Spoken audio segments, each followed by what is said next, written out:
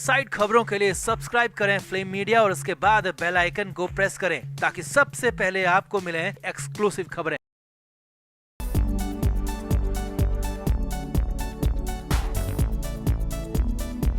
संजय राउत ने एक बार फिर से खलबली मचा दी है। अब तक अपनी जुबान से तीर चलाने वाले राउत ने ऐसी शर्मनाक हरकत कर दी है जिसे लेकर मुंबई से लेकर कर्नाटका तक हंगामा हो गया है, खलबली मच गई है। सैकड़ों कैमरों की मौजूदगी में हजारों की भीड़ के सामने राउत ने ऐसा कुछ कर दिया जिसके बाद तो राउत का अपने घर मैत्री लौटना भी मुश्किल माना जा रहा है। जुबान से तीर छोड़ने वाले राउत ने अब उसी जुबान से थूक से हमला किया है, वो भी सीधे मुख्यमंत्री एकनाथ शिंदे के चेहरे पर, एकनाथ शिंदे के मुंह पर। अब राउत की इस हरकत से महाराष्ट्र की सियासत में खलबली मच गई है। ये खबर मिनटों में वायरल हो गई और अब तो राउत के थूकने वाली बात का वीडियो भी आ गया है। तो आखिर राउत ने ऐसा क्यों किया? शिंदे की नहीं तो कम से कम मुख्यमंत्री पद की गरिमा तो रखी होती। अब राउत की इस हरकत का क्या अंजाम होगा आपको बताते हैं सब। आप भी वीडियो को शेयर करें और अपनी राय कमेंट बॉक्स में जरूर दें।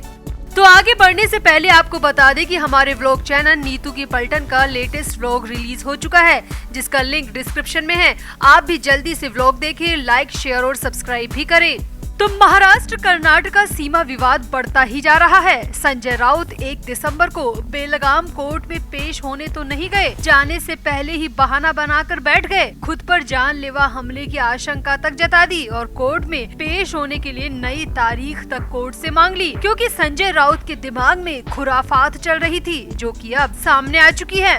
राउत सीमा विवाद का पूरा फायदा उठाना चाहते हैं, इसीलिए रोजाना नए नए बयान देकर खलबली मचा रहे हैं और अब तो राउत ने हद ही पार कर दी। सीएम एकनाथ शिंदे के साथ ऐसी हरकत कर दी जिसकी जितनी भी भर्त्सना की जाए उतनी ही कम है। कर्नाटक सीएम का नाम लेकर राउत महाराष्ट्र के सीएम के खिलाफ इतना ज्यादा बोल गए कि हर तरफ हंगामा मच गया। दरअसल संजय राउत इन दिनों नासिक के दौरे पर हैं। नासिक में कई जगह पर अलग अलग जनसभाओं को संबोधित कर रहे हैं। वहां पर राउत राज्य के विकास या किसी और भी तरह की बात करने के बजाय महाराष्ट्र और कर्नाटका के बीच जो सीमा विवाद चल रहा है उस पर ही ज्यादा बोल रहे हैं और हर बात का जिम्मेदार मुख्यमंत्री एकनाथ शिंदे को ठहरा रहे हैं, जबकि ये विवाद तो 70 साल पुराना है। खैर फिलहाल राउत ने क्या किया वो आपको बताते हैं।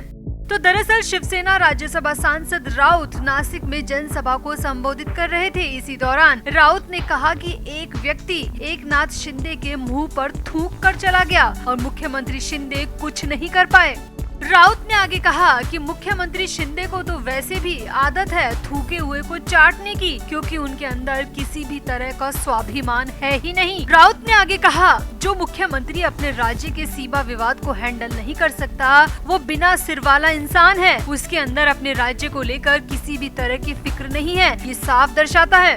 राउत ने कहा कर्नाटका के मुख्यमंत्री ने एकनाथ शिंदे के मुंह पर थूक दिया है, मगर शिंदे उसका विरोध तक नहीं कर सकते, क्योंकि बीजेपी के खिलाफ जाएंगे तो नाम मात्र की मिली सीएम की कुर्सी उनके हाथ से चली जाएगी। अब अपने पूरे भाषण में राउत बार बार शिंदे के मुंह पर थूकने वाली बात को दोहराते रहे। ऐसा लग रहा था कि जैसे राउत ने बार बार थूकने की बात बोलकर खुद सीएम के मुंह पर थूकने जैसा काम किया है। राउत ने कहा मुख्यमंत्री एकनाथ शिंदे को कर्नाटका द्वारा छोड़े गए पानी में डूब जाना चाहिए, जल समाधि ले लेनी चाहिए। महाराष्ट्र ने पिछले 50-55 सालों में कभी भी इस तरह के हमले का सामना नहीं किया। पड़ोसी राज्य कर्नाटक के मुख्यमंत्री बसवराज बोम्मई शिंदे को खुली चुनौती दे रहे हैं। आपका स्वाभिमान कहाँ है? सम्मान कहाँ गया? कर्नाटका के मुख्यमंत्री महाराष्ट्र के सीएम के मुँह पर बार बार थूक कर जा रहे हैं, मगर महाराष्ट्र के सीएम अपने मुँह को सिल कर बैठे हैं। अब राउत के ऐसे बयान से खलबली मच गई, क्योंकि जहां पर राउत बोल रहे थे वहां हर तरह के मीडिया कर्मी कैमरा लेकर मौजूद थे। हजारों की संख्या में लोग भी मौजूद थे और राउत बार बार शिंदे के मुंह पर थूकने की बात कहे जा रहे थे। राउत ने अपने भाषण में कई बार थूक का जिक्र किया, जो कि मुख्यमंत्री के खिलाफ मंशा के तहत अवमानना करने के मामले की तरफ इशारा कर रहा है। इसी भाषण के दौरान राउत ने एक बार फिर से छत्रपति शिवाजी के अपमान का मुद्दा भी उठाया, मांग की कि राज्यपाल भगत सिंह कोश्यारी को बर्खास्त किया जाए और सुधांशु त्रिवेदी को बीजेपी अपनी पार्टी से बाहर निकाले।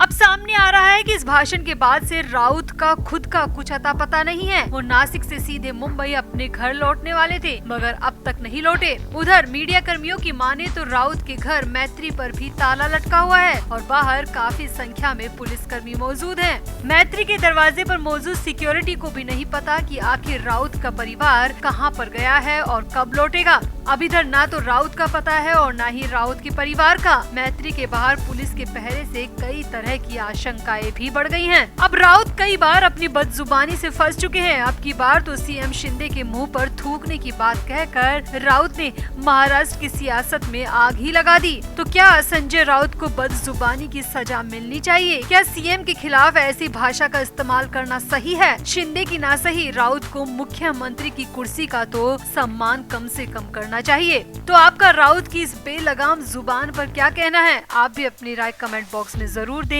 और वीडियो को भी शेयर करें। तो आगे बढ़ने से पहले आपको बता दें कि हमारे व्लॉग चैनल नीतू की पलटन का लेटेस्ट व्लॉग रिलीज हो चुका है, जिसका लिंक डिस्क्रिप्शन में है। आप भी जल्दी से व्लॉग देखें, लाइक, शेयर और सब्सक्राइब भी करें।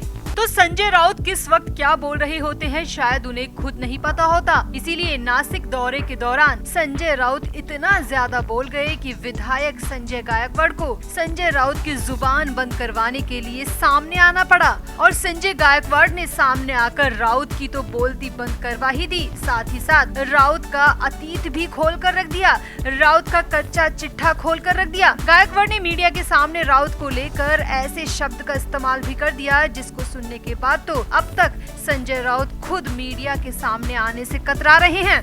तो संजय गायकवाड़ ने क्या कहा वो बताएं, उससे पहले आखिर राउत ने क्या बयान दिया वो आपको बताते हैं। तो संजय राउत ने नासिक दौरे के दौरान मीडिया के सामने मुख्यमंत्री एकनाथ शिंदे और उनके विधायकों को लेकर बेहद घटिया बात बोली थी। राउत ने कहा, जिस तरह एक फिल्म में अमिताभ बच्चन पर लिख दिया जाता है कि मेरा बाप चोर है, कुछ इसी तरह से शिंदे और उनके विधायकों की तकदीर के साथ हमेशा हमेशा के लिए देशद्रोही और बेईमान जैसे शब्द जुड़ गए हैं, जो कि उनकी मौजूदा और आने वाली पीढ़ी को किसी के सामने खड़े होने लायक नहीं छोड़ रहे। राउत ने आगे कहा, जो भी विधायक उद्धव ठाकरे से छल करके गया है उनके बीवी बच्चों से जाकर पूछो तो उनकी गर्दन शर्म से झुकी हुई मिलेगी। बूढ़े माँ बाप अपने बेटों की बेईमानी पर किसी से आंख नहीं मिलाते और नाते रिश्तेदारों ने तो ऐसे देशद्रोहियों के यहाँ जाना ही बंद कर दिया। राउत ने कहा, शिंदे के कई विधायक हमारे संपर्क में हैं और सही वक्त आने पर हम अपने पत्ते खोलेंगे। अब संजय राउत ने खूब फिल्मी डायलॉग मार तो दिए। राउत ने शिंदे के विधायकों को ये सब बोल तो दिया, मगर हश्र क्या होगा शायद ये नहीं सोचा, क्योंकि राउत की इन कड़वी बातों को सुनकर बुलढाना विधायक संजय गायकवाड़ बुरी तरह उखड़ गए और मीडिया के सामने संजय राउत की क्लास लगा दी और खूब खरी खोटी सुनाई। विधायक संजय गायकवाड़ ने कहा कि इनको महाराष्ट्र एक फिल्म की तरह दिखता है, बस ये हमेशा हीरो की तरह मौज काटना जानते हैं, मगर मिस्टर राउत महाराष्ट्र 2.5 घंटे की फिल्म नहीं है, करोड़ों लोगों की उम्मीद है और हम रात दिन एक एक मराठी के लिए काम करते हैं। विधायक संजय गायकवाड़ ने आगे कहा, हमें हमारी पीढ़ियां देशद्रोही नहीं बल्कि क्रांतिवीर के रूप में याद रखेगी, जिन्होंने एकजुट होकर एक ऐसे शासक को उखाड़ कर फेंक दिया जो कि अंधा और बहरा था, जो कि राज्य के लिए काम करने के बजाय अपनी साथी पार्टियों के आगे पीछे धूम हिलाता फिरता था।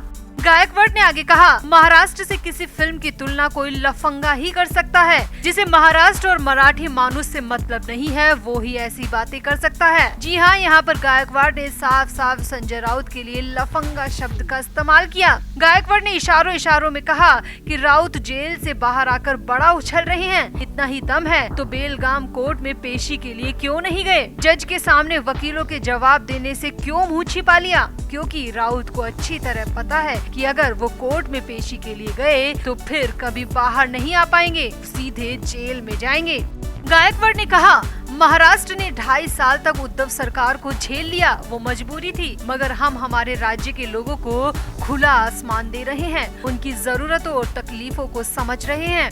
हम जो हैं अपने दम पर हैं। कम से कम राउत ने जो उद्धव के कंधे का सहारा ले रखा है, हमने ऐसा तो कुछ नहीं किया, जो किया अपने राज्य और राज्य के लोगों की भलाई के लिए किया। तो कुछ इस तरह से विधायक संजय गायकवाड़ ने राउत की बोलती बंद कर दी, राउत को सरेआम बेइज्जत कर दिया। और अभी तक संजय राउत का संजय गायकवाड़ की इन बातों पर किसी भी तरह का रिएक्शन नहीं आया है। तो आपको क्या लगता है, क्या राउत को अब अपनी जुबान पर कंट्रोल रखना चाहिए? क्योंकि बदजुबान होने से सत्ता कभी नहीं मिलती, उसके लिए काम करके दिखाना पड़ता है। तो संजय वर्सेस संजय की इस जुबानी जंग में आप किसके समर्थन में हैं? कमेंट करके जरूर बताएं और वीडियो को भी शेयर करें।